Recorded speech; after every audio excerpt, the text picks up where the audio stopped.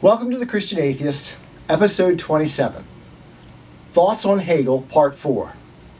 I have entitled this episode, Good Hegel. The next episode will be called Bad Hegel. I originally intended to keep both of these together in an episode entitled Good Hegel, Bad Hegel, but this got too long, and therefore I cut it into two pieces. Today, we are at one another's throats over issues of race and gender. And political and ideological opposition pervade each and every subject of our lives. We can no longer even agree on fundamental values and ends, let alone on the means to achieve them. Postmodern philosophy is often singled out as the source of our ills by one side of the equation. But there's actually nothing new in postmodern thought, or in our current near-violent conflict of worldviews. We are simply reaping the logic of two fundamentally opposed starting places and their historical outplay.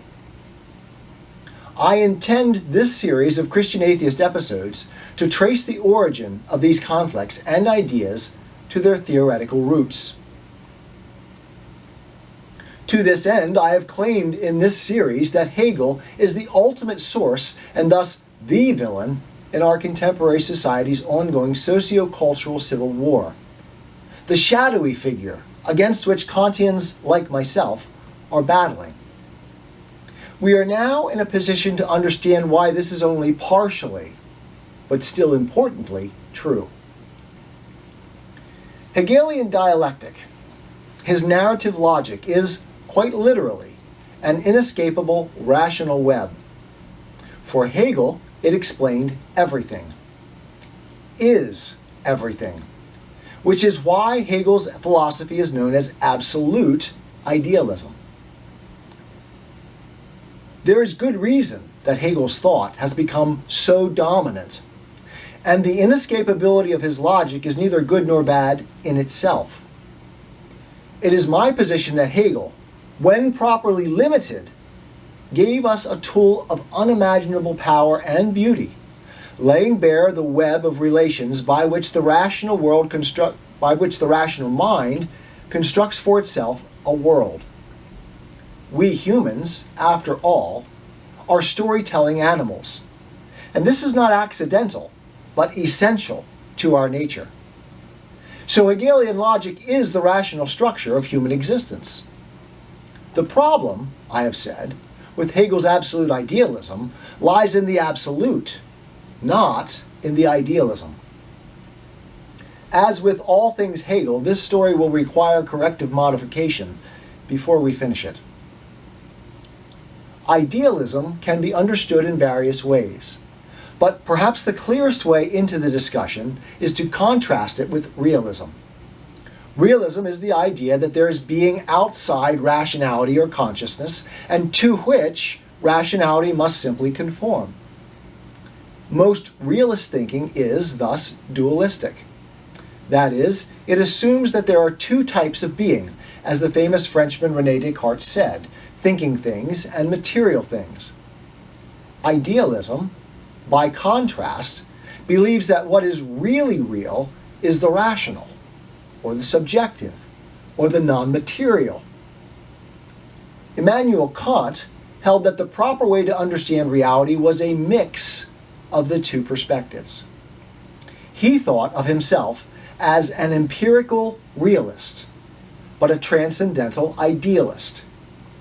That is, at the empirical, what we here at the Christian Atheist have called the ontological level, being is encountered as real, as independent of thought, as opposed to us. But at the level of explanation, the metaphysical level of belief, not knowledge, or of conception, in the story that we tell ourselves in order to make sense of our world, everything is ideal. Thus, in applying our thought to the empirical reality, the account that we give ourselves, limited, quite obviously, by the real that we encounter, is of the ideal, of our thoughts, our reason. Hegel, by raising his logic to the level of metaphysics, makes his idealism absolute, that is, all-encompassing. Kant's empirical level is thus explained by, or perhaps better, explained away by, the ideal. There is nothing outside reason for Hegel. Nothing higher than reason. Nothing but reason. It is absolute. He is thus, metaphysically, a run-of-the-mill pantheist, with an exceptional, logical, explanatory process, his narrative logic, which I think is his greatest contribution to the philosophical enterprise. I have always thought that the greatest argument against Hegel is that his metaphysics cannot be lived. We cannot live as if the real elements of our lives are ideal, though we might be able to believe that they are. I want my metaphysics to allow for my own empirical existence, my empirical encounter with existence, with a real world. So, what's right about Hegel? Aside from the brilliance and power of his dialectical logic, as an exclusively descriptive absolute idealist, Hegel sought to carve nature at her joints, so to speak. That is, he always deferred to what is, allowing reality, the historical manifestation of spirit, to dictate his theoretical work. This is why he considered his own philosophical work as scientific in its import and practice.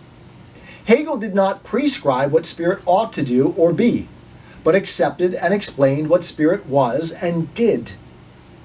As such, Hegel was ultra-conservative, more conservative than me by far. Since rationality was not only absolute reality, but absolute value as well. Both nature and the state are not only to be acknowledged, but affirmed in their character and structure by Hegel's philosophy. This is a quote from Hegel's Philosophy of Right, the preface. Knowledge must, therefore, examine, apprehend, and conceive the reason actually present in nature, not with the superficial shapes and accidents of nature, but with its eternal harmony, that is to say, its inherent law and essence. Knowledge has to cope. And the ethical world or the state is in fact reason potently and permanently actualized in self-consciousness. Hegel, that is, held to the notion that there is a reality, perhaps we should say an ideality, to which he, the philosopher, must defer. An order of being that pre-existed him both in terms of natural structure and value distinctions. Although all is spirit, that is, ideal, the historical process objectified itself into a real, in quotes, world. It was this reality, spirit or reason, in all its detailed hierarchical structure that dictated Hegel's response. While Hegel then claimed the absolute perspective of God in seeing the whole structure of reason, he also knew himself as a limited being within the matrix of spirit's unfolding. This Hegelian humility, his deference to what is and has been, keeps his own philosophical work from degenerating into what I see as the travesties of the prescriptive Hegelians who would follow him. A second reason that Hegel did not fall prey to the damaging consequences to which his own philosophical perspective might tend, and a way in which I find Hegel not to be an enemy but almost an ally, is found in where I said the problem lies, the absolute nature of his idealism. Why this is a source of greater problems I will lay out in our next edition. For now, we must note that because Hegel made the progress of reason absolute, he retained the notion of both a highest good, a highest value, spirit's ongoing progress towards self-consciousness, and a value hierarchy that corresponds to that highest value. This qualitative distinction in being is not necessary to a pantheistic view, which can just as well be a radical relativism of value, as it will be for many of the prescriptive Hegelians who follow Hegel. For our purposes, though, like carving nature at her joints, Hegel conceived of the value hierarchy as a reality to which he could merely assent, something present to his God's eye view, but to which he, the philosopher, contributed nothing. In this sense, then, ethically speaking, Hegel was a functional objectivist, an ethical absolutist, a believer in truth with a capital T. The right, the good, truth itself are found in the actual manifestation of spirit, the world, the reality we inhabit. Quoting Hegel once again, the truth concerning right, ethics, and the state is, at any rate, as old as its exposition and promulgation in public laws and in public morality and religion. In this way, again, Hegel is profoundly conservative, even traditionalist, and not radical. Finally, Hegel was wise enough to see how philosophy could go badly wrong. I tend to see in the following quotations from the preface to the Philosophy of Right a rather prescient understanding of how his philosophy might go bad. Quotation number 1. The particular kind of evil consciousness developed by the wishy-washy eloquence already alluded to may be detected in the following way. It is most unspiritual when it speaks most of spirit. It is the most dead and leathern when it talks of the scope of life. When it is exhibiting the greatest self-seeking and vanity, it has most on its tongue the words people and nation. But its peculiar mark, found on its very forehead, is its hatred of law. Right and ethical principle, the actual world of right and ethical life, by thought are given definite, general, and rational form. And this reasoned right finds expression in law. But feeling, which seeks its own pleasure and conscience, which finds right in private conviction, regard the law as their most bitter foe. The right, which takes the shape of law and duty, is by feeling looked upon as a shackle or dead, cold letter. In this law, it does not recognize itself and does not find itself free. Yet the law is the reason of the object and refuses to feeling the privilege of warming itself at its private hearth. Hence the law, as we shall occasionally observe, is the shibboleth by means of which are detected the false brethren and friends of the so-called people. By turning away from substantive right, so this is my commentary now on Hegel's quote just there. By turning away from substantive right, the historical manifestation of spirit in social tradition and law, individuals, in opposition to the traditional, the collective wisdom, elevate their private and limited understanding to the status of right, of morality, of ethics, of truth. Next quote from Hegel. In point of fact, the pretentious utterances of recent philosophy regarding the state have been enough to justify anyone who cared to meddle with the question, in the conviction that he could prove himself a philosopher by weaving a philosophy out of his own brain. Notwithstanding this conviction, that which passes for philosophy has openly announced that truth cannot be known. The truth with regard to ethical ideals, the state, the government, and the Constitution ascends, so it declares, out of each man's heart, feeling, and enthusiasm. Such declarations have been poured especially into the eager ears of the young. The words, "God giveth truth to his chosen in sleep," have been applied to science. Hence, every sleeper has numbered himself amongst the chosen. But what he deals with in sleep is only the wares of sleep. As always with Hegel, understanding can only come through serious study and multiple readings. And I present these final three quotations as an Hegelian primer for just such a purpose.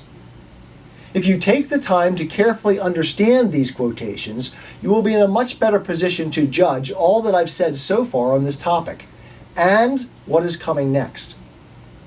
Hegel is one of the most difficult philosophers in the Western canon. And although I believe my understanding of his work to be faithful on the large scale to what he was actually trying to say, I do not claim either exhaustive knowledge or infallible insight. And my understanding of the post-Hegelian philosophers I intend to dissect in the episode or episodes following this one is far less complete. My own philosophical forte has always been to see the forest better than the trees. But I will continue to do my best to provide what insights I can. In our next edition, it is my intention to present bad Hegel. The current takedown of postmodern thought in our culture by such luminaries as Jonathan Haidt, Jordan Peterson, James Lindsay — I highly recommend his website, newdiscourses.com, Camille Paglia, and others are important. My contribution, I hope, is to push back the origin point to recognize that the poison has deeper and more complex roots, that there is a logic behind the development of these philosophical attitudes. If this is the first edition of The Christian Atheist you've watched, please subscribe below so as not to miss upcoming editions and to catch up on those preceding us.